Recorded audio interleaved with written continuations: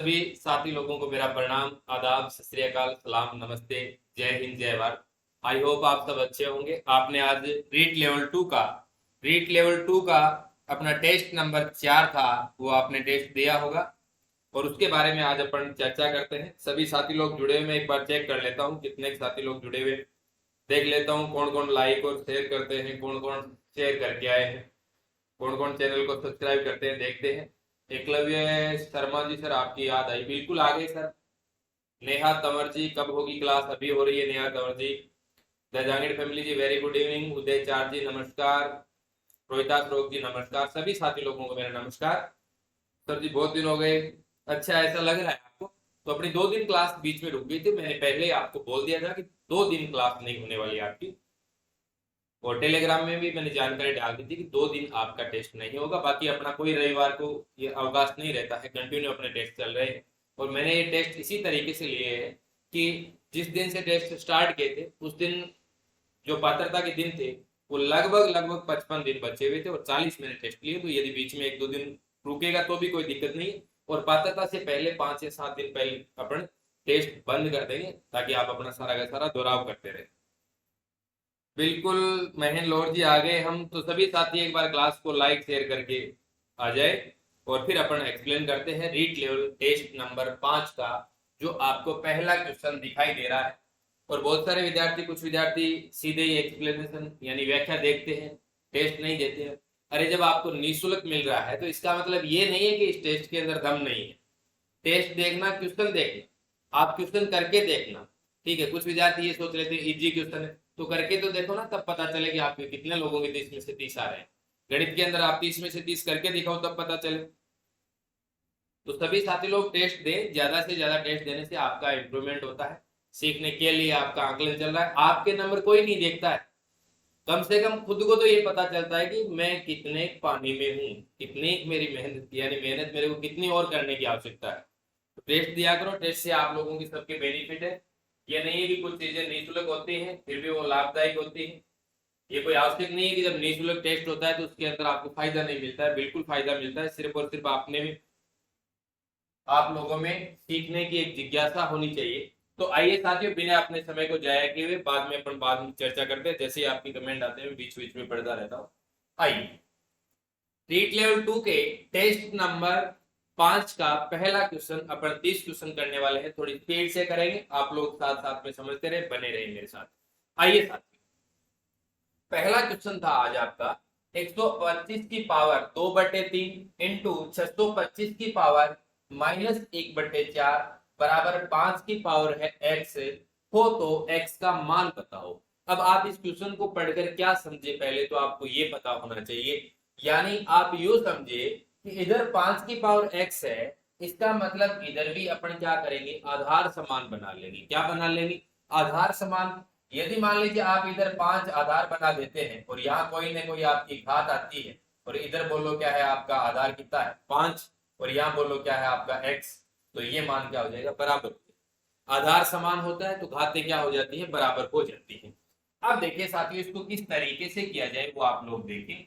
मैं आपको बताता हूँ कि किस तरीके से आप इस क्वेश्चन को करेंगे। तो देखिएगा साथियों, क्वेश्चन करने का तरीका, जब आपको यहाँ पे 5 है और घात आपको x दी गई है, इसका मतलब ये है कि यहाँ पे भी आपको क्या करना पड़ेगा, आधार बराबर करना पड़ेगा। कन्फर्म है, आधार बराबर।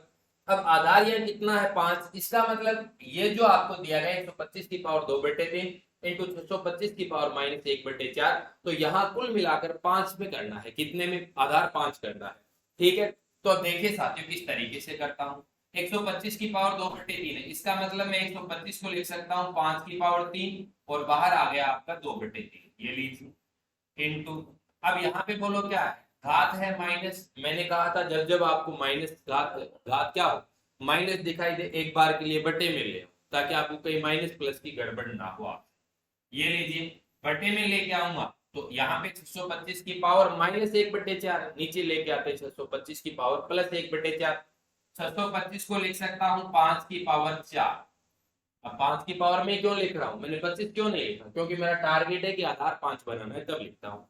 5 इंटू 5 इंटू 5 इंटू 5 करेंगे तो 625 आएगा। ठीक है, बाहर बोलो आपकी कितनी हो गई 1/4, बराबर बोलो कितना हो गया 5 की पावर x। अब देखिए इस 4 से ये 4 कैंसिल आउट, इस 3 से ये 3 कैंसिल आउट। इसका मतलब ऊपर तो बची 5 की पावर 2, नीचे बची 5 की पावर 1 बराबर 5 की पावर x। अब ये 5 की पावर 2 ऊपर है, 5 की पावर 1 नीचे है, ये ऊपर जाएगा, या फिर आप इसको 5 इंटू 5 लिख के 1 5 से 1 5 कैंसिल आउट हो गया। तो 5 बराबर क्या आ गया आपका, 5 की पावर x आ गया। तो देखिए आप जब आधार यहाँ आपने बराबर कर दिया तो घात बोलो यहाँ कितनी हो जाएगी, 1 हो जाएगी। घात बोलो क्या हो जाएगी, बराबर। तो x का मान आपका क्या आएगा, 1। मैंने कहा था जब आपके आंसर 1 से लेकर 4 तक आते हैं तो आप अलर्ट हो जाएं, क्योंकि आप कहीं ना कहीं आप एक नंबर ऑप्शन फिलअप ना करते, एक नंबर आप ऑप्शन ना करते। इसीलिए मैं आपको बोलता हूं कि 1 से 4 तक आता है, आपका आंसर 1 आया लेकिन ऑप्शन नंबर कितना था, 2। आगे बढ़ता हूं, स्क्रीनशॉट ले सकते हैं। कुछ विद्यार्थी कह रहे थे सर आप स्क्रीनशॉट लेने के लिए समय नहीं देते, तो ले सकते हैं। आगे बढ़ता हूं, क्वेश्चन नंबर 3 की चर्चा करता हूं, 2 नंबर की चर्चा करता हूं, देखिएगा।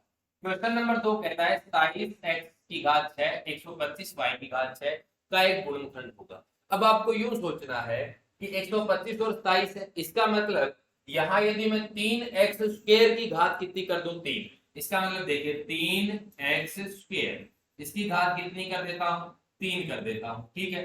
क्यों, क्योंकि 3 की पावर 3 करूंगा कितना होगा 27, x की घात 2 की पावर 3 करूंगा कितना हो जाएगा, x की घात 6 प्लस आगे लिखा हुआ 125, तो ये लीजिए 5y स्क्वायर और पावर कितनी कर दूं, 3। अब देखिए आपने a cube plus B cube पढ़ा है, a cube plus B cube यानी a cube plus B cube बराबर क्या होता है, a plus B into A square minus A B plus B square होता है। तो यहां से जब गुणनखंड करेंगे एक तो ये आ जाएगा आपका 3x square plus 5y square, एक तो आपका ये हो गया। आगे आपको क्या करना है, इसकी स्क्वायर प्लस इसकी स्क्वायर और माइनस माइनस इन दोनों को मल्टीप्लाई कर दो, ये आएगा। तो आप इससे पहले तो ये चेक कीजिए ना, ये आपके ऑप्शन में आपको मिल रहा है तो ये लीजिए आपका आंसर ही मिल गया। ये यदि नहीं होता तो आप आगे और मल्टीप्लाई करते। बात समझ गए, तो इसका राइट आंसर हो जाएगा 2 के अंदर 4। जो साथी स्क्रीनशॉट लेना चाहते हैं वो ले सकते हैं। शिवकांत कुशवाहा जी बोल रहे हैं सर टेस्ट कैसे देते हैं, कौन सी ऐप है, मोबाइल ऐप है DK education by Dinesh Kushwaha. जैसे आप इंस्टॉल कर लेते हैं, डाउनलोड कर लेते हैं, तो आगे जैसे ही जाएंगे तो वहां स्टोर में आपको निःशुल्क टेस्ट सीरीज दिखाई देगी। वहां एक वीडियो भी मिल जाएगा आपको कि टेस्ट किस तरीके से दिया जाए। एप्लीकेशन में मैंने एक वीडियो डाल रखा है, वो वीडियो देखेंगे आपको पूरा पता चल जाएगा। बाकी आप लास्ट में मेरे से पूछ लीजिए।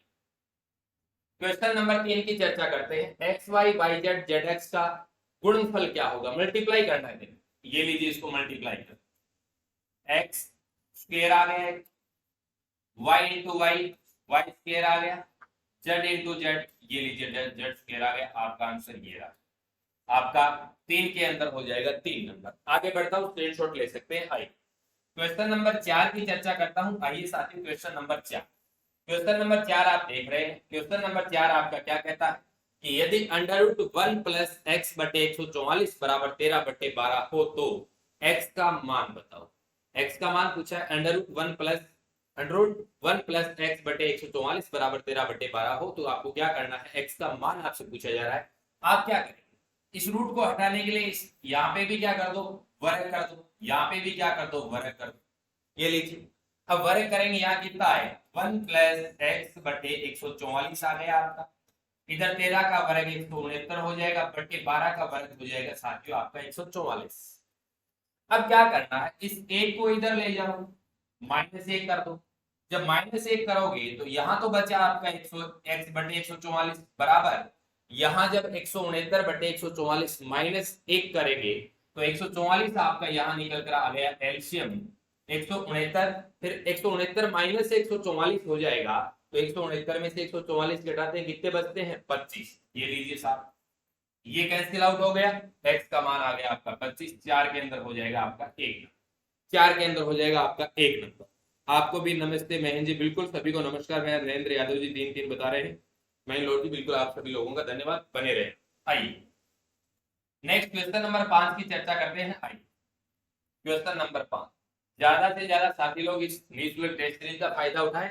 इससे आपको पीछे के गणित के कोई मॉडल पेपर लेने की आवश्यकता नहीं है, आपको कहीं ये इस तरीके से भटकने की आवश्यकता नहीं है कि माध्यमिक शिक्षा बोर्ड के अंदर जो आपकी बुक चलते हैं, एनसीईआरटी की जो बुक चलते हैं उसके अंदर किस प्रकार के क्वेश्चन पूछे, सारे इसके अंदर इंक्लूड है।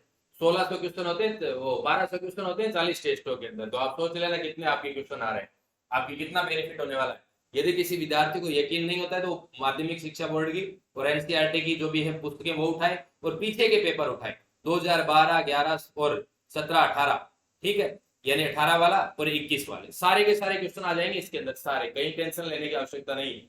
बस आप जुड़ गए, टेस्ट देते रहे कंटिन्यू, ठीक है।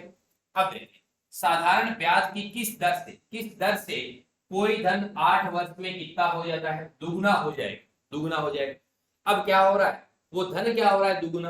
अब इस कंडीशन में कुछ विद्यार्थी तो ऐसे करते हैं कि सर n-1 कर दो बटे 8 कर दो इंटू 100 कर दो, यहां से आपकी रेट निकल कर आ जाएगी 12.5। ठीक है, ये भी सही, ये भी मैं आप लोगों को बताता हूँ, ठीक है। लेकिन सीधे तरीके से कि सर हमें कुछ नहीं आता है इसके अंदर, साधारण ब्याज में हम सिर्फ सूत्र जानते हैं एक जो पहले पढ़ा था कि साधारण ब्याज बराबर होता है समुद्र बटे 100, यानी समय इंटू मूलधन इंटू दर बटे 100। तो कैसे करोगे देखिएगा सर, कुछ नहीं है, जो आपको पहले से पता है वही बता। एक बात बताइए, कोई धन है, उस धन को आप मान लो 100, यदि आप पी मानना चाहेंगे पी से हो जाएगा, ये आपका क्या हो गया, यानी पी बराबर यानी प्रिंसिपल हो गया आपका 100। ये धन कितना हो जाता है, दुगुना। ये धन कितना हो जाता है, दुगुना। ये नहीं कह रहा है कि इस धन का ब्याज दुगुना हो जाता है, नहीं, ये बोला है कि धन दुगुना हो जाता है। इसका मतलब ये हो गया आपका अमाउंट, मिश्र धन हो गया आपका, ठीक है। अब जब धन से मिश्र धन बनेगा तो उसके लिए दो कंडीशन आवश्यक है, एक धन मिश्र धन बनने में एक उसको समय चाहिए, एक उसको क्या चाहिए, रेट चाहिए। इन दोनों के बिना संभव नहीं है। तो आपको समय दे रखा है कि टी, इनको 8 वर्ष लगे। अब एक बात बताओ, दर के बिना हो सकता है क्या, इसका मतलब दर ज्ञात कर दो। अब देखिएगा साथियों, बिल्कुल सभी साथी लोगों को मेरा नमस्कार। अब देखिए, अब आपको क्या करना है, वही सूत्र लगा दो सीधा सा। साधारण ब्याज कितना रहेगा, मिश्रधन 200 मूलधन 100, तो साधारण ब्याज हो गया आपका 100 बराबर मूलधन इंटू दर इंटू समय बटे 100। मूलधन आपका 100, दर बोलो आपकी आर याद करनी है, समय आपका 8 बटे बोलो कितना हो गया 100। 100 से 100 कैंसिल आउट, इस 8 को इसके बटे में ले आओ, 100 बटे 8 हो गया, 4 से काट दो 2, 4 से काट दो 25, 25 बटे 2 आ जाएगा आपका 12.5। ये लीजिए साहब 10 सेकंड का क्वेश्चन आप आसानी से कर सकते हैं, ठीक है। आगे बढ़ते हैं, आइए। हाँ 40 लोग लाइव है, बहुत अच्छी बात है, आप ज्यादा से ज्यादा साथी लोगों को जोड़ते रहे। आइए नेक्स्ट क्वेश्चन की चर्चा करते हैं, क्वेश्चन नंबर 6। आइए क्वेश्चन नंबर 6 बिल्कुल आसान क्वेश्चन है, मेरे को भी पता है, लेकिन आया हुआ क्वेश्चन है एग्जाम पे तो देना भी जरूरी है, ठीक है। 1/2%, 1/2% का क्या बोल रहा है, दशमलव भिन्न में मान बताओ। तो 1/2 का मतलब क्या होता है, 0.5 होता है, 0.5%। इस प्रतिशत का मतलब प्रतिशत, यानी प्रत्येक सैकड़ा, प्रत्येक 100, तो इसका मतलब प्रतिशत को हटाओगे बटे में, ये लीजिए 100 लगा दिए। अब इसका मतलब 0.5 है, इसके बटे में क्या है 100, दो पॉइंट यानी 2 डिजिट और आगे दशमलव ले आओ, तो ये लीजिए 0.005, ये हो गया आपका। तो आपका राइट आंसर क्या रहेगा, ये 4 नंबर का आपका ऑप्शन रहेगा।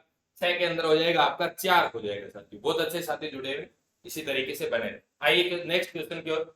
1/2 को 0.5 लिख दिया, प्रतिशत का मतलब बटे 100 होता है, तो 0.5 के अंदर 100 का भाग दें, इसका मतलब 2 डिजिट और आगे आ जाएगा दशमलव, तो 0.5, तो आगे कोई क्या करेंगे, जीरो लगा देंगे, कोई डिजिट और नहीं है तो 2 जीरो लगा दी, उससे आगे दशमलव को लिया। चलते हैं आगे, आइए नेक्स्ट क्वेश्चन, क्वेश्चन नंबर 7 की चर्चा करते हैं। आइए क्वेश्चन नंबर 7 आपका क्या कहता है, यदि 12.5 का x प्रतिशत 150 है तो x का मान बताओ, ठीक है।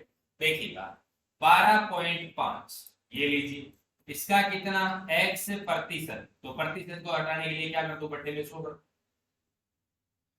बराबर कितना है 150। आपसे किसका मान पूछा जा रहा है, x का मान पूछा जा रहा है, किसका, x का। x का मान निकाल देंगे, देखिए यहां से जब अपन करेंगे x का मान निकालेंगे 150 इंटू बोलो कितना हो गया 100 बट्टे कितना आ गया 12.5।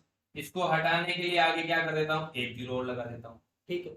अब देखिए 25 से काटता हूँ, 25 से काटता हूँ कितना आएगा 5, 25 से काटता हूँ कितना आएगा 6, 5 से काटूंगा बोलो कितना आ जाएगा 200, कितना आ जाएगा 200। इसका मतलब 200 इंटू 6 कितना आ गया 1200। तो x का मान आपका कितना रहेगा 1200 रहेगा, बोलो कितना रहेगा आपका x का मान 1200। आगे चलते हैं next question. Kishore Kumar Gupta ji, very good evening. आगे चलते हैं नेक्स्ट क्वेश्चन में, क्वेश्चन नंबर 8।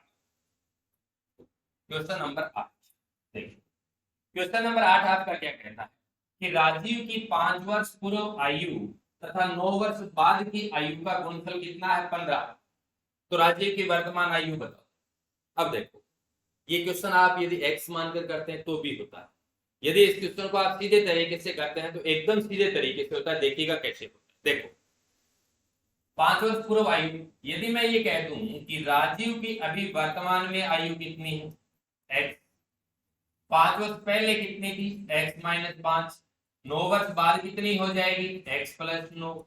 इन दोनों को मल्टीप्लाई कर दो, x - 5 इंटू x + 9 बराबर कितना कर दो? 15। x का मान आ जाएगा। ये तो रहेगा आपके लिए लंबा चौड़ा, लेकिन देखो सीधा कैसे करेंगे। मैं यदि कहूं कि राजीव की वर्तमान आयु 6, तो बताओ 5 वर्ष पहले कितनी थी? 1। 9 वर्ष बाद कितनी रहेगी? 5 वर्ष पहले, यानी राजीव की वर्तमान आयु में ऑप्शन से करता हूं 6 मानता हूं। 5 वर्ष पहले कितनी होगी? 1। और यदि वर्तमान में 6 तो 9 वर्ष बाद कितनी रहेगी? आप कहें सर 15 हो जाएगी। इन दोनों को मल्टीप्लाई करके देखो 15 आ रहा है क्या? गुणनफल 15 आ रहा है। ठीक है, तो आपका राइट आंसर क्या हो गया? 8 के अंदर आपका 1 नंबर ही हो गया। बोलो, आपका 8 के नंबर 8 में क्या हो गया? 1 हो गया। यदि आप ये सोच रहे हैं कि सर दूसरा ऑप्शन चेक करके बताओ, चलो देखिए दूसरे 8 आपका ये ऑप्शन है। बताओ 5 वर्ष पहले कितनी हो जाएगी? 8 - 5 यानी 3। बताओ 9 वर्ष बाद कितनी हो जाएगी? 9 और 8 17, ये 17 × 3 51 आता है। यदि यहाँ ये बोलता कि गुणनफल 51 है, तो आपका ऑप्शन कौन सा हो जाता? 2 नंबर का। इसी तरीके से आप ऑप्शन चेक कर सकते हैं, तो आप सीधे तरीके से ऑप्शन से करें। आगे चलता हूं, आइए नेक्स्ट क्वेश्चन की, क्वेश्चन नंबर 9 की चर्चा करते हैं। आइए क्वेश्चन नंबर 9 बहुत शानदार क्वेश्चन है, देखिएगा। यदि a + b अनुपात b + c अनुपात c + a बराबर 6:7:8 है, और यदि a + b + c बराबर 14 है, तो c का मान बताओ। देखिए कैसे करें। अब देखो, यहाँ पे a + b, b + c, c + a। अब इनको क्या करो, साथ में x कर दो, इसके 6x 7x 8x। ठीक है, इनका योग करोगे तो a + b, b + c, c + e, इनका योग कर दो, इधर इनका योग करोगे तो 8 और 7 15, 15 और 6 21x आ गया। ये लीजिए साहब, कितना आ गया आपका? 21x। ठीक है, यहां जब इनका योग करोगे तो a और a बोलो 2a, b और b 2b, और c और c 2c। इसका मतलब यहां पर आएगा 2a + 2b + 2c आएगा। तो देखिए साथियों, 2 कॉमन ले लेता हूं, a + b + c आ गया। 2a + b + c का मान कितना है? 14। ये लीजिए 14 बराबर आ गया आपका 21x है। x ये रख लेता हूं, 21 यहां लिया। 7 से काट देता हूं 3, 7 से काट देता हूं, कितना आएगा? 2। x का मान कितना आ गया आपका? 4/3 आ गया। बोलो कितना आ गया? 4/3। अब देखिए साहब, x का मान तो आपका 4/3 आ गया। अब आपको मान किसका चाहिए? आपको मान चाहिए c का। तो एक बात बताओ, a + b + c बराबर कितना? 14। यदि आपके पास a + b का मान हो तो क्या c का आ जाएगा? आपको सर बिल्कुल आ जाएगा। यदि मान लीजिए आपसे यहाँ पूछता है a का मान, तो आपके पास यदि b + c का मान हो तो a का मान निकल जाएगा। अब एक बात बताओ, a + b का आपने कितना माना है? a + b का आपने कितना माना है? 6x। a + b का मान बताओ मेरे को। 6x है क्या? 6 x का मान कितना है? 4/3। ये लीजिए 4/3। 3 से काट देता हूँ 2, 4 × 2 कितना आ जाएगा? 8। इसका मतलब a + b का मान कितना है? 8। तो इनका मान 8, तो 8 + c बराबर कितना हुआ? 14। c बराबर कितना आ गया? 6। 8 इधर माइनस में चला जाए, 14 - 8 बराबर कितना आ गया आपका? 6। ये क्वेश्चन आपकी एग्जाम में पूछा हुआ क्वेश्चन है, रीट लेवल 2 में ही पूछा गया है। तो आपका इसका राइट आंसर क्या रहेगा? आपका 6 रहेगा। 9 के अंदर हो जाएगा 4। आगे चलता हूं, आइए नेक्स्ट क्वेश्चन। अब आप सोच सकते हैं कि प्रश्नों का लेवल क्या रहता है। देखिएगा, बहुत आसान क्वेश्चन है। क्वेश्चन नंबर 10 देखिएगा।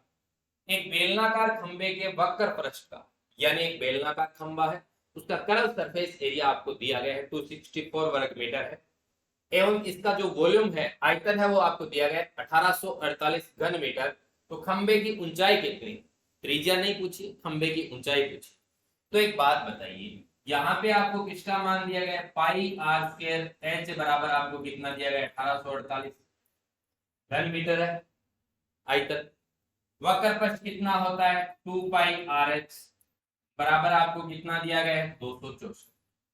ये यहां से आपको क्या करना है, एच का मान आपसे पूछा जा रहा है, तो क्या बताइए, इसमें इसका भाग दे दो, इसमें इधर इसका भाग दे दो, तो यहां से क्या हो जाएगा, पाई से pi cancel out, R square से क्या हो जाएगा, ये स्क्वायर से ये आर कैंसिल आउट, एच से एच हो गया, आर बटे 2 आ गया, आर बटे 2 आ गया, आर का मान आ जाएगा, तो आर का मान आ जाएगा वापस इससे, चाहे आप वॉल्यूम वाले में आर का मान रख देना, चाहे आप वक्र पृष्ठ क्षेत्र में आर का रख देना, एच का मान निकल कर आ जाएगा। देखो आर बटे आ गया आपका 2, ये लीजिए, 1848 बटे आ गया आपका 264, ये लीजिए, 2 से इसको काट देता हूं, कितना आ गया 132।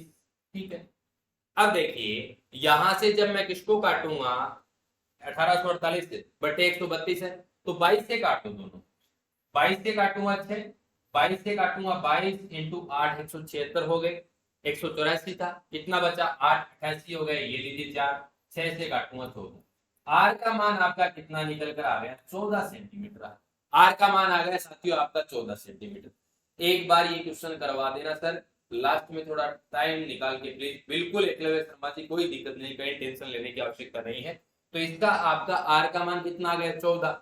अब देखो आपसे पूछा जा रहा है किसका, आर का मान 14 मीटर आ गया, आपसे पूछा जा रहा है कि खंबे की ऊंचाई बताओ, तो बताओ 2 पाई आर एच बराबर कितना है 264, तो ये लीजिए इसमें आर का मान रख दो, 2 पाई बोलो कितना 22 बटे 7, आर का मान आपने निकाल रखा है 14 इंटू एच बराबर कितना है आपका 264, 264 आ रहा है कवर इसके अंदर, मोबाइल में दिखाई दे रहा है 264।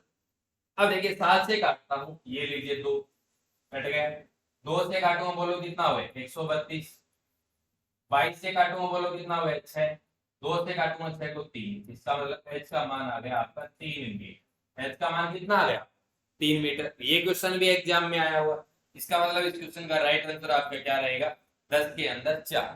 कुछ विद्यार्थी ये सोच लें कि सर क्वेश्चन थोड़ा टफ है, ये है, नहीं, कोई ज्यादा टफ क्वेश्चन नहीं है, एग्जाम में आया हुआ क्वेश्चन।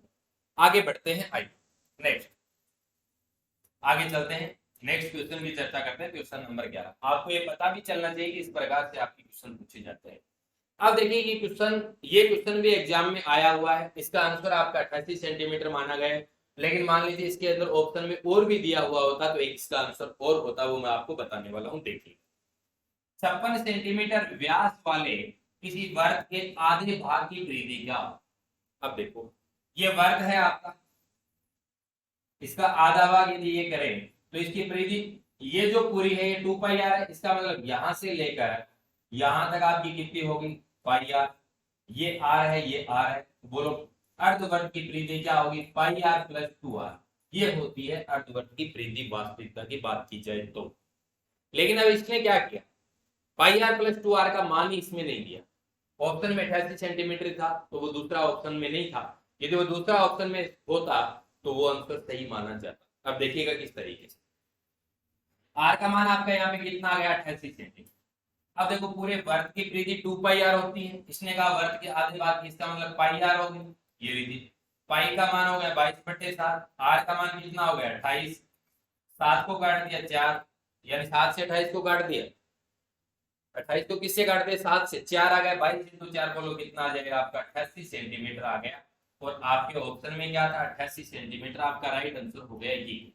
लेकिन देखिए अर्धवर्ग की यदि परिधि की बात करें तो पाई आर प्लस 2 आर होती है, क्योंकि ये भी तो होता है इस तरीके से, तो ये होगा जो आपको मार्कर दिखाई दे रहा है इस तरीके से, ये होगी इसकी परिधि पाई आर, आर प्लस आर ये भी तो जुड़ेगी, क्योंकि परिधि का मतलब क्या होता है चारों ओर का माप, तो 2 आर का मान यहाँ पे कितना आ जाता आपका 56 आ जाता, 56 प्लस आपका 88 आता, तो 8 से 14 और 8 5 13 यानी 144 सेंटीमीटर इसका राइट आंसर होता। लेकिन आपको 144 सेंटीमीटर इसमें ऑप्शन में नहीं दिया हुआ था, तब आपका 88 सेंटीमीटर आंसर इसका माना गया। अब यदि आप सोच रहे हैं सर 144 सेंटीमीटर भी इसमें ऑप्शन में होता तो आपका 144 सेंटीमीटर क्वेश्चन का आंसर राइट माना जाता। नरेंद्र यादव जी को क्वेश्चन बहुत बहुत धन्यवाद आपका नरेंद्र यादव जी। आगे चलते हैं 12 नंबर क्वेश्चन की चर्चा करते हैं। क्वेश्चन नंबर 12, क्वेश्चन नंबर 12 कहता है कि एक समलंब चतुर्भुज की दो समांतर भुजाएं क्रमशः 10 सेंटीमीटर और 16 सेंटीमीटर, यदि समलंब चतुर्भुज का क्षेत्रफल 78 वर्ग सेंटीमीटर है तो उसकी ऊंचाई क्या होगी। तो आप जानते हैं कि समलंब चतुर्भुज का क्षेत्रफल होता है 1/2, समांतर भुजाओं का योग तो 10 है और 16, 10 और 16 बोलो कितनी होगी 26। ये लीजिए बीच की दूरी यानी ऊंचाई, और ये लीजिए 18। ठीक है, 2 से काटता हूँ बोलो कितना 13, 13 से काटूं बोलो कितना 6, एच का मान कितना हुआ है 6 सेंटीमीटर एच का मान आ गया आपका 12 के अंदर हो जाएगा 1। आगे चलते हैं, नेक्स्ट क्वेश्चन की चर्चा करते हैं। आइए क्वेश्चन नंबर 13 की चर्चा करते हैं। देखिएगा क्वेश्चन नंबर 13 ये कहता है कि टेलीविजन विक्रेता ने 9,600 रुपए की दर से 2 टेलीविजन बेचे, यानी 9,600 रुपए की दर से बेचे। इसका मतलब प्रत्येक टेलीविजन को 9,600 रुपए में बेचा गया। दोनों को, पहले को भी 9,600 में बेच दिया, दूसरे को भी 9,600 में बेच दिया। अब बोला है कि एक टेलीविजन पर 20% लाभ, दूसरे के ऊपर 20% हानि हुई, तो इस सौदे में कितने प्रतिशत की लाभ अथवा हानि होगी। प्रतिशत प्रभाव वाले से करें। एक बार 20% का लाभ हो रहा है तो 100 + 20 120, एक बार 20% की हानि हो रही है तो 80 बटे क्या कर दो 100, 10 से 10, ये लीजिए 12 × 8 कितना आ जाएगा 96%, यानी टोटल वो कितना हो जाएगा 96%। लेकिन पूछ रहा है कितने प्रतिशत की लाभ हुआ या हानि, तो माइनस क्या कर दो, तो इसका मतलब -4% आ रहा है। इसका मतलब क्या हुआ 4% की हानि। बोलो क्या हुआ 4% की हानि हुई। आपका राइट आंसर हो जाएगा 4% की हानि। विशेष बात मैं आपको इसमें ये बता रहा हूं कि 9600 रुपए 9,600 रुपए की दर से 2 टेलीविजन बेचे बेचे तो यहाँ पे इस पे क्या होगा 4% की हानि। यदि ये बोल देता कि यहाँ पे खरीदे और एक को क्या करता है 20% लाभ पर और दूसरे को 20% हानि पर बेच देता है, तो बताइए इस सौदे में कितने प्रतिशत की लाभ अथवा हानि होगी। तो आपका आंसर होता न तो लाभ और न हानि, no profit and no loss. बात समझ रहे हो मेरी। तो यहाँ पे उस समय आपका राइट आंसर क्या होता, कि no profit and no loss. यदि ये क्या करता, यानी यदि स्किपिंग होता ना, यहाँ पे क्या बोल रहा है एसपी यानी सेलिंग प्राइस बोल रहा है कि एक समान दर पर बेचे। यदि बोलता है कि एक समान दर पर खरीदे और उसके बाद 20% लाभ या 20% हानि दोनों बराबर होता, तो वहां पे इस सौदे के अंदर न तो लाभ होता और न हानि। आगे चलता हूं, आइए नेक्स्ट क्वेश्चन की चर्चा करता हूं। आइए क्वेश्चन नंबर 14 आपका ये कहता है कि यदि किसी धन का 8% की दर से 5 वर्ष में साधारण ब्याज 640 रुपए है, तो मूलधन क्या होगा। एकदम आसान सा क्वेश्चन, आप लोगों को पता है। मूलधन आपसे पूछा जा रहा है, ये लीजिए मूलधन, दर आपको दी गई है 8, समय आपको दिया गया 5 बटे बोलो क्या हो जाएगा 100। ये आपने साधारण ब्याज रखा, मूलधन इंटू दर इंटू समय बटे 100। ब्याज कितना है 640, ये लीजिए ब्याज कितना है आपका 640।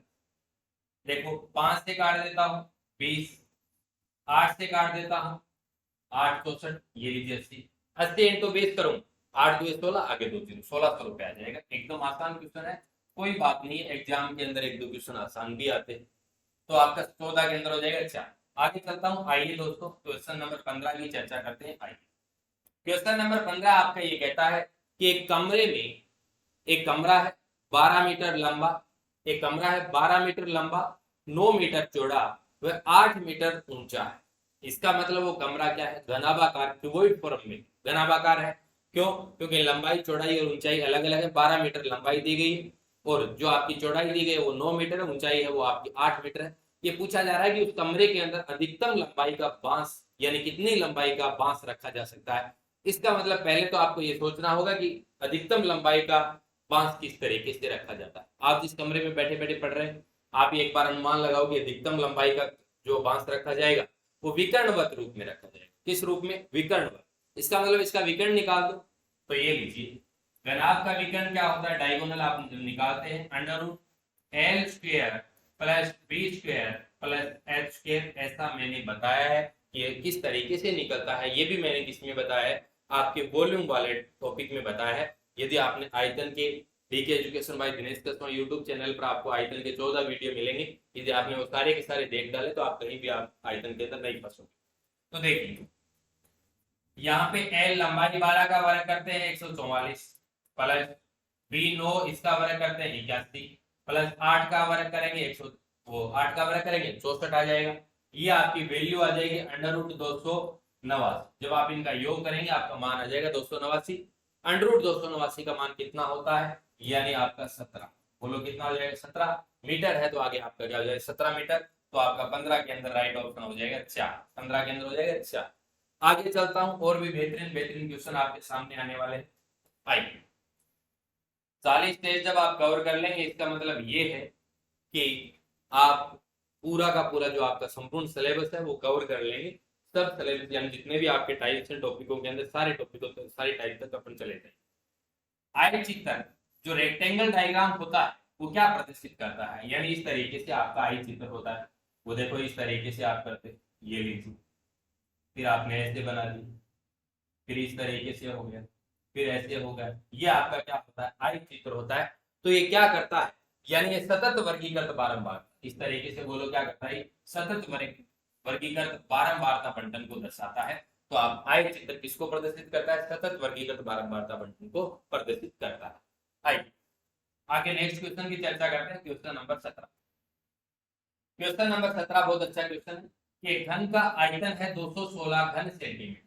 अब इस क्वेश्चन के अंदर देखना, मैं आपको बताता हूँ, बहुत सारे विद्यार्थियों ने ए उत्तर दिया है इसका, बहुत सारे विद्यार्थियों ने ए उत्तर दिया है। जो अभी विद्यार्थी जुड़े वो भी एक बार चेक करके बताओ कि आप भी क्या करेंगे, जल्दबाजी में ए उत्तर दे देंगे।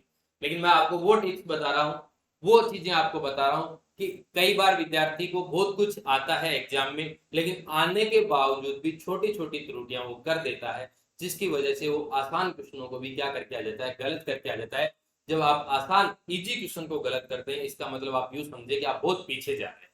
या आप टफ क्वेश्चन को गलत करते हैं कोई बात नहीं, क्योंकि टफ क्वेश्चन के अंदर हर एक विद्यार्थी कोई ना कोई गलत कर ही देता है। लेकिन यदि आप इजी क्वेश्चन को गलत कर रहे हैं इसका मतलब आप मेरिट से बाहर जा रहे हैं, आप सिलेक्शन से दूर जा रहे हैं। तो आपको वो गलती नहीं करनी है कि कहीं आप आसान यानी इजी क्वेश्चन को गलत करें। एक घन का आयतन 216 घन सेंटीमीटर, इस घन का क्षेत्रफल क्या है, सीधा सा क्वेश्चन लगा होगा इसे देखने में। आपने कहा कि घन का आयतन होता है ए क्यूब यानी भुजा क्यूब बराबर 216। ए का मान आपने निकाल दिया, 216 का घनमूल कितना हो जाएगा, 6 सेंटीमीटर आगे 6 से। अब आपसे पूछा है कि इस घन का क्षेत्रफल ज्ञात करो, अब वो भी 216 ही आएगा। कैसे आएगा कि घन के एरिया की बात करते हैं तो वो बोलो क्या होता है, 6 इंटू भुजा स्क्वायर यानी ए स्क्वायर। अब मैं आपसे पूछूं कि 6 इंटू ए स्क्वायर ही क्यों होता है या 8 इंटू ए स्क्वायर क्यों नहीं होता है, तब आपका आंसर ये आना चाहिए कि इस तरह जो एक घन होता है उसकी जो 6 फलक होते हैं वो एक समान होते हैं, इसका मतलब वर्गाकार रूप में होते हैं। तो एक वर्ग का क्षेत्रफल भुजा स्क्वायर होता है, तो जो 6 सतहों से ढका हुआ जो आपका घन होता है, इसीलिए इसका 6 इंटू भुजा स्क्वायर हो गया। यदि आपको पता है 6 इंटू भुजा स्क्वायर, तो ये लीजिए 6, ए का मान कितना है 6, तो ये लीजिए 6 इंटू 6 कर दिया, मान आ गया आपका 216। बोलो किसमें है आपका, सेंटीमीटर में, तो आ जाएगा आपका सेंटीमीटर स्क्वायर। आसान क्वेश्चन। 216 देखो घन का आयतन था, 216 इसका क्या निकल कर आ गया, क्षेत्रफल निकल कर आ गया। लेकिन एक बात ध्यान रखना प्रिय विद्यार्थियों, जब आपने 216 यहाँ देखा है तो आप एक बार ऑप्शन भी चेक करें, या आपका 216 या आपका 216 ये है सेंटीमीटर में, इसका मतलब ये आंसर नहीं हो सकता, क्योंकि किसमें गड़बड़ कर रहा है, मात्रक में। एक बार थोड़ी सी सरसरी निगाहों से आप चारों ऑप्शन के अंदर ऊपर ध्यान देंगे, कहीं मात्रक में समस्या ना आ जाए। यहाँ बोलो क्षेत्रमिति और ज्यामिति वाले के जो भी क्वेश्चन होते हैं उसके अंदर एक बार ध्यान देना आप, यानी आगे मात्रक क्या दिया हुआ। तो देखो 216 यहाँ पे बोलो क्या दिया, सेंटीमीटर, इसका मतलब क्या होना चाहिए, 216 सेंटीमीटर स्क्वायर होना चाहिए। तो आपका वर्ग सेंटीमीटर या सेंटीमीटर स्क्वायर, तो आपका 17 के अंदर हो जाएगा 4। आगे बढ़ता हूँ, मात्र 10 मिनट और लगेंगे अपना पेपर सोल्व करने में। क्वेश्चन नंबर 18 आपका ये कहता है कि एक पासे को फेंकने पर 3 आने की प्रायिकता क्या, 3 आने की प्रायिकता। तो 3 आने की प्रायिकता बताओ क्या होगी, 3 तो एक बार ही आएगा, 1/6। तो आपका राइट आंसर हो जाएगा 18 के अंदर आपका 4, 18 के अंदर आपका क्या हो जाएगा 4 हो जाएगा। आगे चलते हैं, एक पासे को फेंकेंगे तो टोटल 6 आ सकते हैं, 3 एक बार ही आ सकता है उसमें से, तो 1/6 हो जाएगा 6, 18 के अंदर 4। आगे चलते हैं क्वेश्चन नंबर 19 की चर्चा। आइए क्वेश्चन नंबर 19 आपका बहुत आसान क्वेश्चन है, कोई बात नहीं। एक क्वाड्रिलेटरल है, उसके आपको 3 एंगल्स दिए गए हैं, 100 डिग्री, 120 डिग्री व 50 डिग्री। आपसे चौथा एंगल यानी फोर्थ एंगल आपसे पूछा जा रहा है। आप जानते हैं कि एक चतुर्भुज के चारों कोणों के यानी क्वाड्रिलेटरल के जो फोर्थ एंगल होते हैं उनका टोटल मान कितना होता है, टोटल वैल्यू होती है उसकी 360 डिग्री, आपको पता है। 100 और 120 कितने हो गए, 220, 220 और 50 कितने हो गए, 270, 270। इसमें से माइनस कर दो, 360 में से कर दो, मान आ जाएगा आपका 90 डिग्री। मान आपका कितना आ जाएगा 90 डिग्री। तो ये लीजिए आपका 19 के अंदर हो जाएगा बी।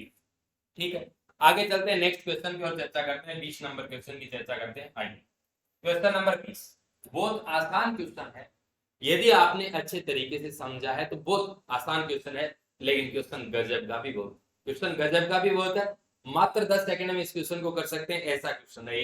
देखिएगा, बहुत शानदार तरीके से देखिएगा इस क्वेश्चन को। देखो, एक तार को पिघलाकर 1/3 त्रिज्या की तार बनाने पर, एक तार को पिघलाया, दूसरा तार बना दिया, लेकिन उसकी त्रिज्या कितनी कर दी? 1/3 कर दी। तो बताओ उसकी ऊंचाई कितनी करनी पड़ेगी ताकि आयतन क्या रहे? समान। तो देखो, पहला जो तार है आपका, तार करता हूं मैं फर्स्ट, तार करता हूं मैं सेकंड, ठीक। आयतन इनका बराबर रहना चाहिए। इसका मैं क्या करता हूं, पाई आर स्क्वायर एच बताता हूं इसका आयतन, क्योंकि एक बेलनाकार रूप में होता है, सिलेंडर फॉर्म में होता है तार, ठीक है। वायर होता है वो आपका, सीधा जो वायर होता है वो सिलेंडर फॉर्म में होगा। पाई आर स्क्वायर एच तो आप एक जानते हैं, यानी वॉल्यूम ऑफ सिलेंडर की बात करें तो पाई आर स्क्वायर एच होता है। अब ये कह रहा है कि इसने क्या किया, पाई तो ठीक है, आर का मान कितना कर दिया? आर का मान कर दिया 1/3। ये लीजिए, आर को 1/3 कर दिया, एच का मान कर दिया। अब ये कहता है कि तार की तार बनाने पर समान आयतन वाले, समान आयतन समान होना चाहिए, उस तार की लंबाई कितनी होगी? इसका मतलब लंबाई को अपन क्या कहते हैं? ऊंचाई तो कहते हैं। अरे लंबाई को ऊंचाई तो कहते हैं। अब इसका मतलब पाई आर स्क्वायर एच ही आना चाहिए। तो एक बात बताओ, थोड़ा सा आप गौर करेंगे, जब इसका मान आएगा पाई आर स्क्वायर बटे 9 आ गया, ये आपका एच आ गया। अब बराबर होने के लिए क्या करना पड़ेगा? इसको 9 से गुणा करना पड़ेगा। इसका मतलब ये ऊंचाई है, ये 9 गुणी, ये ऊंचाई एच की जगह कितनी होनी चाहिए? 9h। बस ये देखना था, बहुत आसान क्वेश्चन था और बहुत गजब का क्वेश्चन था। यानी बहुत सारे विद्यार्थी इस क्वेश्चन के अंदर फंसे भी होंगे, लेकिन इसका मान क्या आएगा? 9 गुणा। क्या करते हैं? 9 गुणा। उस ऊंचाई को क्या करते हैं? 9 गुणा। या लंबाई की बात हो रही है, उस तार की लंबाई है वो क्या होती है? अपने बेलन की ऊंचाई को बोलते हैं, ठीक है। तो बोलो आपका इसका राइट आंसर क्या रहेगा? 20 के अंदर आपका डी है। आगे चलते हैं, नेक्स्ट क्वेश्चन की चर्चा करते हैं। आइए बता देता हूं, जो विद्यार्थी पूछ रहे थे सर टेस्ट कहाँ पे होता है, किस तरीके से होता है, उनको बता देता हूँ। थोड़ा सा लगेगा, मात्र और मात्र आप 60 सेकंड स्वयं बनाए रखें। तो जो विद्यार्थी एप्लीकेशन के अंदर टेस्ट देना चाहते हैं वो डीके एजुकेशन बाय दिनेश दसवा मोबाइल एप्लीकेशन डाउनलोड करें, ठीक है। वहां पर जाने के बाद जैसे ही आप मोबाइल एप्लीकेशन के अंदर जाते हैं, बीच में आपको स्टोर दिखाई देता है। जिन विद्यार्थियों के स्टोर दिखाई नहीं देता है डाउनलोड करने के बाद, कोई नंबरों के ऊपर संपर्क करें, 9812398103 के ऊपर संपर्क करें, या व्हाट्सएप के माध्यम से आप अपना मैसेज भेज सकते हैं, ताकि आपका रजिस्ट्रेशन एक बार डिलीट कर दिया जाएगा। और वापस आप जब डाउनलोड करेंगे तो आपके पास स्टार्ट में 2 ऑप्शन आते हैं, पेरेंट और स्टूडेंट। तो आप स्टूडेंट का ऑप्शन चुन लें, ठीक है। अब ये मोबाइल एप्लीकेशन डाउनलोड कर लेते हैं। किसी प्रकार की समस्या आती है या फिर कोर्स संबंधी आपको कुछ जानना हो कि सर आपके कोर्स में हमारे को समझ में नहीं आया क्या क्या मिलता है, पहली बात तो जब आप स्टोर में जाते हैं तो वहां पे आपको सारे के सारे कोर्स दिखाई देते हैं। सबसे पहले निःशुल्क वाले मिलेंगे आप, रीट लेवल फर्स्ट टेस्ट निःशुल्क, रीट लेवल 2 निःशुल्क टेस्ट सीरीज। फिर आपके बाद आपको मिलते हैं रीट लेवल 2 का मिलता है, आपको रीट लेवल 1 का मिलता है, गणित फाउंडेशन कोर्स मिलता है। रीट लेवल 2 का आपको पात्रता और मुख्य परीक्षा दोनों को कोर्स दिया जाता है, जिसके अंदर आपकी शिक्षण वीडियो सहित आपको मैटर दिया हुआ है।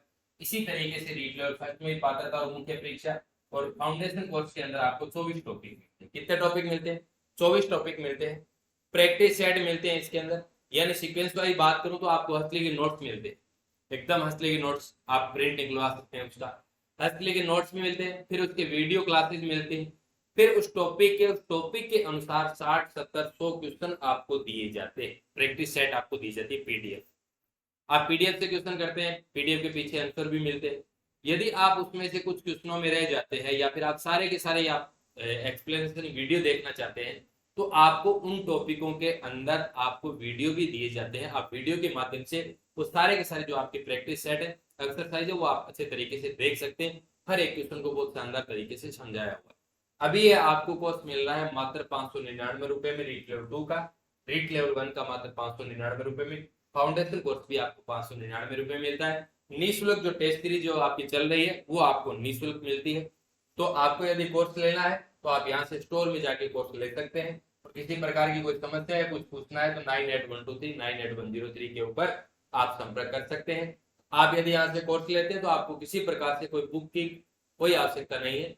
इसी के अंदर आपको सारा का सारा मटेरियल मिलता है। ठीक है, तो जो विद्यार्थी इच्छुक है, जो विद्यार्थी ये सोच रहे हैं कि सर हमारे को गणित बहुत शानदार तरीके से गणित की तैयारी करनी है और हमारे को कुछ सीखना है और बहुत शानदार तरीके से सीखना है, ताकि आने वाली वैकेंसी के अंदर, आने वाले शिक्षक भर्ती के अंदर, आने वाले 30 क्वेश्चन पात्रता के और आने वाली मेन मुख्य परीक्षा के अंदर 35 क्वेश्चन और रिटेल फर्स्ट के 9 क्वेश्चन, वो हम लोग मात्र और मात्र यानी प्रत्येक क्वेश्चन को 30 सेकंड के हिसाब से कर दे, तो आप अच्छे तरीके से यहाँ से कोर्स ले सकते हैं और अपनी तैयारी को शानदार बना सकते हैं। और यदि आप यहाँ से कोर्स ले लेते हैं और कोर्स को एक बार पढ़ लेते हैं, टेस्ट 3 चल रही है, कोई आपके एक टॉपिक है जैसे आयतन है, उसमें आपकी प्रॉब्लम आ रही है, आप तुरंत कोर्स के अंदर जाके आयतन वाला पूरा का पूरा वीडियो एक दिन देख दे।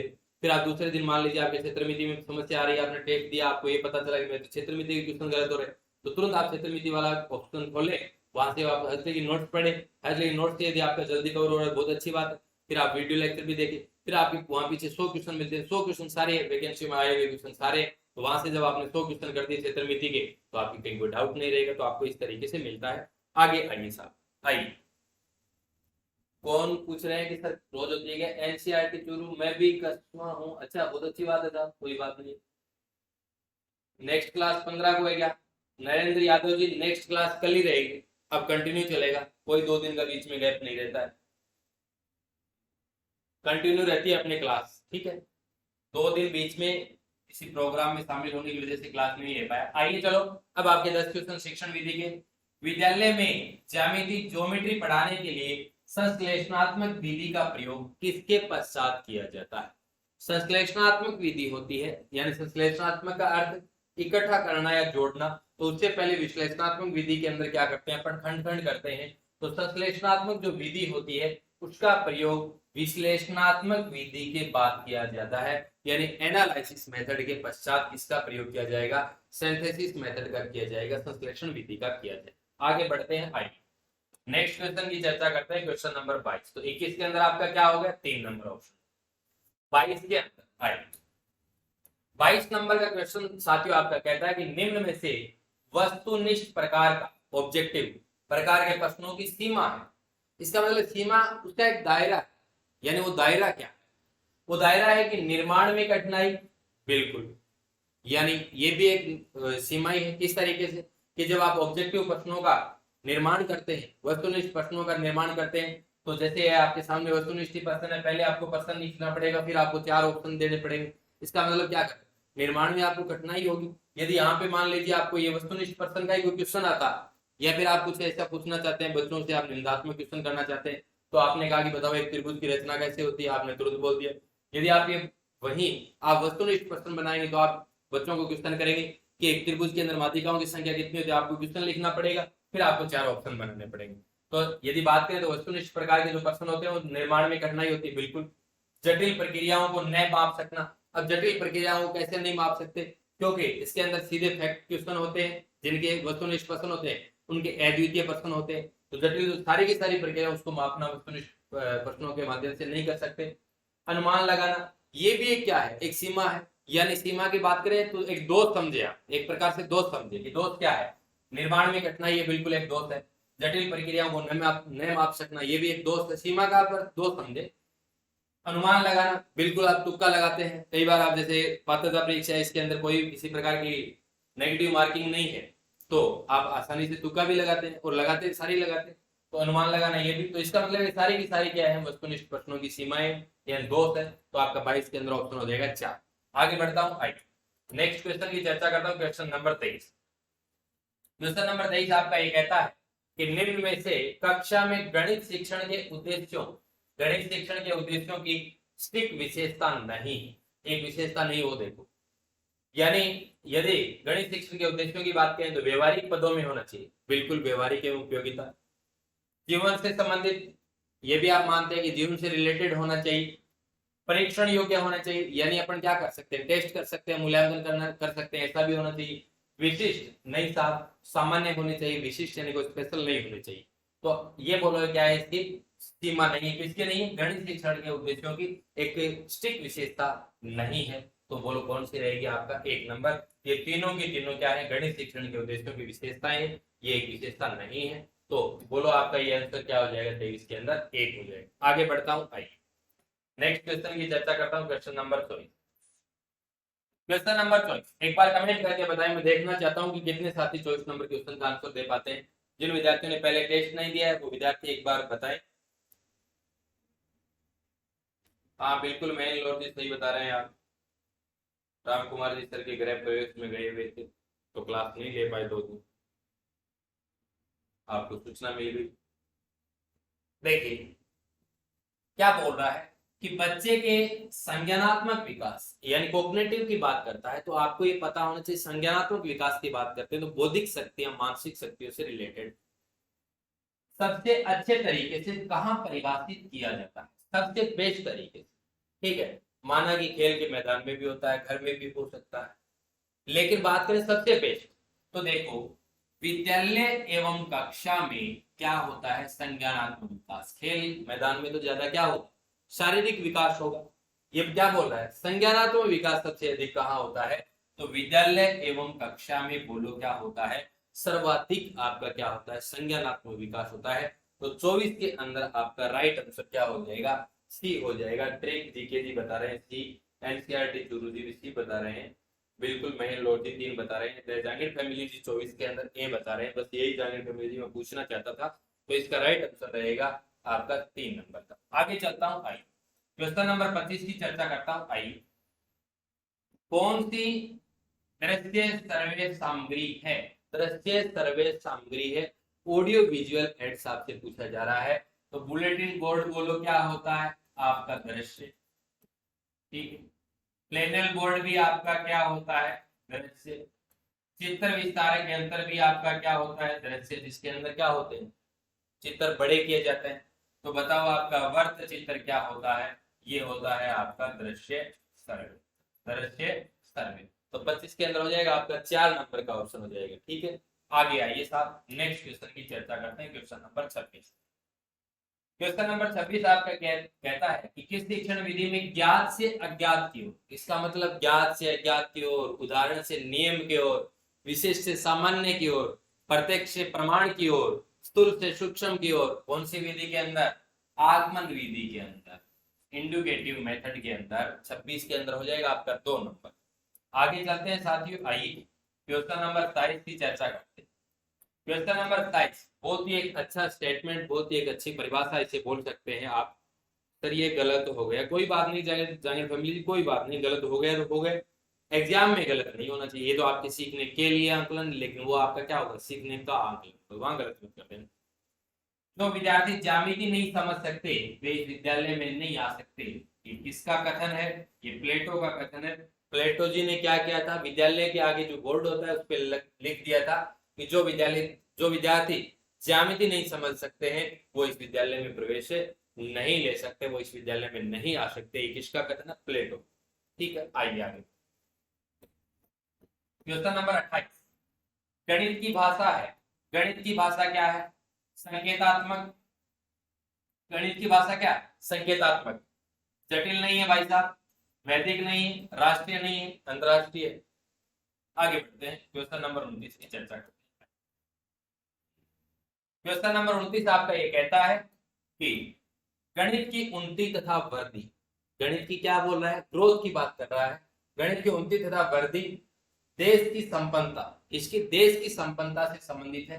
ये कथन गणित के कौन से मूल्य को प्रदर्शित, यदि मैं बात करूं कि परिभाषा किसकी थी, तो आपका आंसर रहना चाहिए कि सर ये परिभाषा थी नेपोलियन, नेपोलियन की। किसकी थी, नेपोलियन की। लेकिन ये देश की संपन्नता से बता रहा है, इसका मतलब ये किससे बता रहा है, समाज से जुड़ी हुई बात बता रहा है, सामाजिक मूल्य की बात कर रहा है। तो एक कौन से मूल्य को प्रदर्शित करता है, सामाजिक मूल्य को प्रदर्शित करता है। तो 29 के अंदर हो जाएगा आपका 1 नंबर। आगे चलते हैं, आइए लास्ट क्वेश्चन आज का ये लीजिए साहब, लास्ट क्वेश्चन। देखो यहाँ पे मैं आपको 2 बातें बताने वाला हूँ, बहुत ही बेहतरीन और शानदार क्वेश्चन है। रीट फर्स्ट के अंदर भी आपको 30 नंबर क्वेश्चन देखने को मिला था, इसे थोड़ा सा हट कर था, वह मैंने क्लियर भी कर दिया था, और वो जो जिन छात्रों ने देखा है वो अच्छे तरीके से उन्होंने आंसर बता दिया। किस परीक्षण द्वारा छात्र की कमजोरियों का पता, किसका, कमजोरियों का पता लगाया जाता है। तो मैं बहुत अच्छे तरीके से बता चुका हूँ कि डायग्नोस्टिक टेस्ट होता है, निदानात्मक परीक्षण। बोलो कमजोरियों का पता लगाने के लिए बोलो क्या होता है, निगमनात्मक परीक्षण होता है, डायग्नोस्टिक टेस्ट। लेकिन यदि पूछे कि कमजोर छात्रों का पता, कमजोर छात्रों का पता, इसका पूछा है कमजोर छात्रों का पता किस तरीके से लगाया जाता है, तो ध्यान रखना कमजोरी की बात करें कि छात्र की कमजोरी का पता, तो छात्र की कमजोरियां क्या क्या है वो पता लगाने के लिए डायग्नोस्टिक जैसे टेस्ट, जैसे जैसे आप हॉस्पिटल वगैरह में जाते हैं, आपको कोई डॉक्टर जांच करवाने के लिए भेजता है, तो आप क्या करते हैं, वहां जब सेंटर पे जाते हैं, लैब में जाते हैं, वहां आपको नाम दिखाई देता है डायग्नोस्टिक सेंटर। इसका मतलब वहां आपकी क्या करें, कमजोरियों का पता लगाया जाएगा, लेकिन उसके बाद जो रेमेडियल टेस्ट करेगा वो तो क्या करेगा, चिकित्सक करेगा, डॉक्टर करेगा, ठीक है।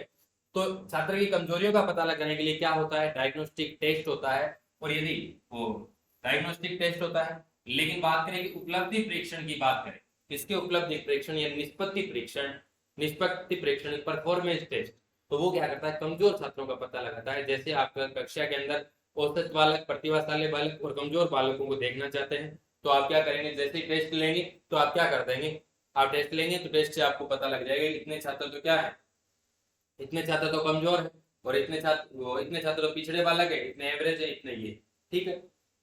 पिंकू बिश्नोई जी बोल रहे हैं सर मेरा भी रिप्लाई दो प्लीज, सीईटी में मैथ है क्या, बिल्कुल पिंकू बिश्नोई जी, सीईटी के अंदर मैथ है तो आप भी पढ़ सकते हैं, बिल्कुल सीईटी के अंदर गणित है, और कुछ ही दिनों के अंदर अपन सीईटी का मैथ का अलग से वो डाल देंगे, कोर्स डाल देंगे।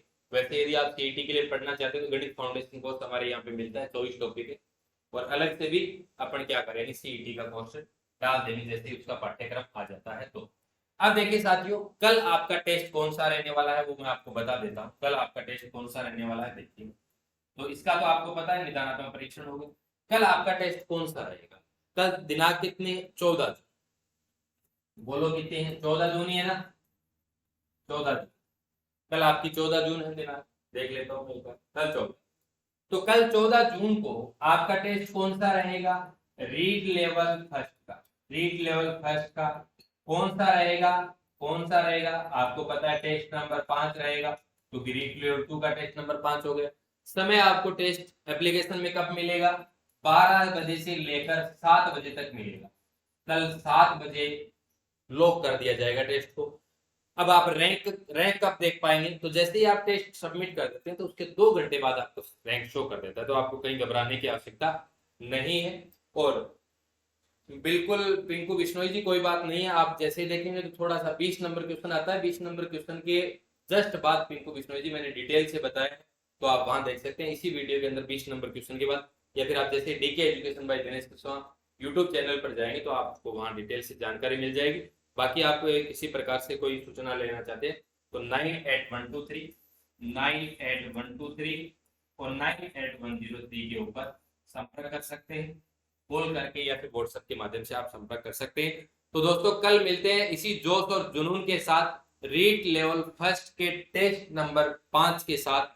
तो ज्यादा से ज्यादा विद्यार्थी इस टेस्ट को दें, ज्यादा से ज्यादा अपने साथी लोगों को आप जोड़े, इस मुहिम के अंदर शामिल करें, ताकि अपनों का पता चल सके कि अपन जितने ज्यादा होंगे उतना आपका अच्छा आंकलन हो पाएगा। तो ज्यादा से ज्यादा लोगों को जोड़े, कोई बात नहीं, कोर्स है वो एक अलग चीज है, लेकिन निःशुल्क जब आप लोगों के लिए टेस्ट सीरीज चल रही है तो आपको अवश्य टेस्ट देना चाहिए। किसी प्रकार से आपको कोई किसी भी विद्यार्थी से रुपया नहीं लिया जाता है। जब आप पीछे के सारे टेस्ट लेना चाहते हैं तो वहां आपको 1 रुपये पेमेंट करना पड़ता है। वो मेरे क्या है कि बात करूं तो 1 रुपये से कम हो नहीं सकता, तब वो 1 रुपया किया हुआ है। तो आप भी, मेरे को पता है कि आप भी 1 रुपये को कोई ज्यादा वो समझते नहीं। तो दोस्तों अपन मिलते हैं कल 9:15 में रीड लेवल फर्स्ट की टेस्ट सीरीज या टेस्ट नंबर 5, जो बाद में विद्यार्थी देखना चाहिए इस क्लास को, वो DK education by Dinesh Kushwaha YouTube channel पे जाके देखे। तो ठीक है दोस्तों, धन्यवाद। अपनी पढ़ाई में मस्त रहें और अपने ज्यादा से ज्यादा साथी लोगों को जोड़ें और एकदम पढ़ाई का आनंद लें। जय हिंद, जय भारत।